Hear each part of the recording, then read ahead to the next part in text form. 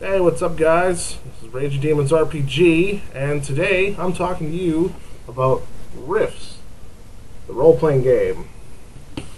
That's right, it's back. I warned you. I'm a RIFTS player, and I'm going to talk to you about it. So, RIFTS is a post-apocalyptic game that encompasses cyberpunk, magic, psionics, and just about every possible genre that you can stuff into one game. Now, suffice it to say, the setting is a future Earth in which dimensional portals have opened up all over the world and spew forth all manner of strangeness. And the resulting human survivors have learned to cope over the past 4 centuries of being on, basically enduring this onslaught of interdimensional creatures and, well, not just creatures, but also there's even elements of interdimensional disease, and oh man, there's a lot going on in this game. All you need to know is that if you're interested in trying something a little bit new that has a lot of payoff, but it does take a little bit of work, this is the game for you. Allow yourself probably about 2 hours initially for character creation. Now, I'm saying 2 hours because that's roughly my ceiling for how long I think people should take to select and roll a character. Now, if you're finding that character creation is taking a little bit longer than that, because there is a world of choices available through this system, especially if you have a lot of the supplements, you might want to go ahead and do the whole character creation on the run. Get everybody to roll their main stats and initial things such as name, character class, etc., etc. But once you get to the skills area, which is the most time-consuming because you have to transcribe quite a bit, either get them character sheets to shave that time down, or as they get to the skills point, start running the game and have the books there as a reference when it comes to skill check time. Because as much as there is a lot of skill use in this game, it does involve a lot of combat. Now, you probably have heard that the game is considered fairly advanced. I don't get that at all.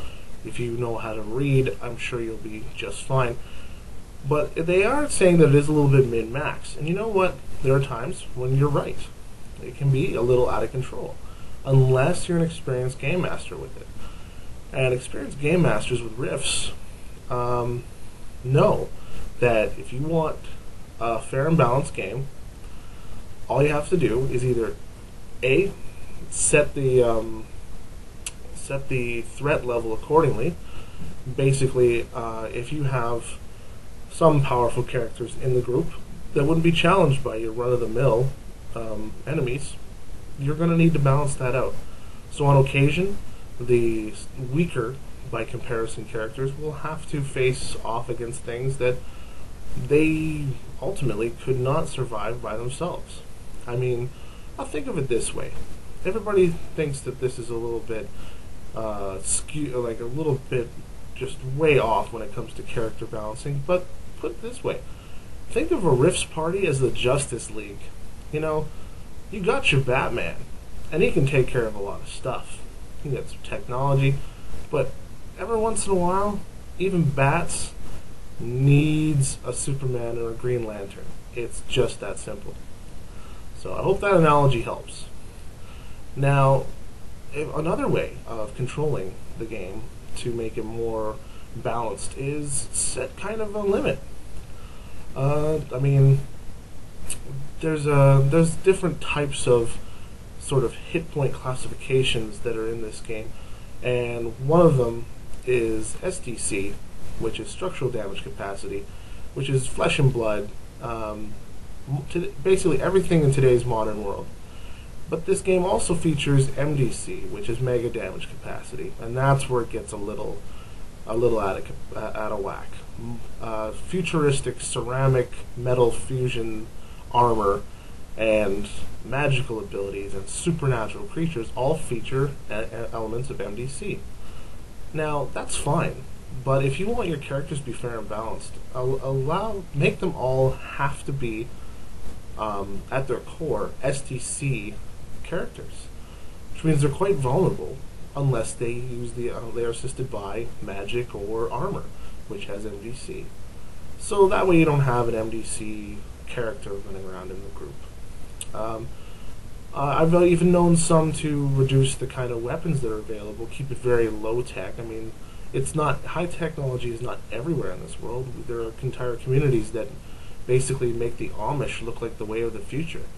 So you can go ahead and set it back quite a bit and really up the grit of it, make it more visceral and experience. I have a friend who game mastered quite a lot, and he frequently enjoyed just the SDC semi-automatic and automatic weapons that are available, and just having to tough it out through that. And a lot of urban combat, a lot of just no armor really to speak of, very simple vehicles. I mean, it was good. It was good. It was nice.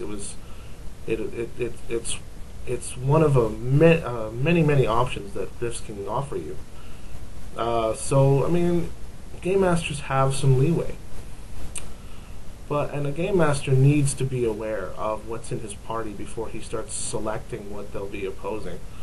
I mean, you certainly don't want to unleash a humongous supernatural creature against a party that would basically be, I mean, completely just incinerated, decimated by this beast. It would remind everybody of a very unfair Call of Cthulhu game, and we don't want that. So GMs, be responsible, and players, I mean, look at what the rest of your party is choosing and kind of try and play along with them as well. I mean, we're all sitting at the same table. We want to have an enjoyable experience, and after how long it takes to roll up one of these characters and write it out, the last thing you want to do is have a character die off within 20 minutes and have to rewrite.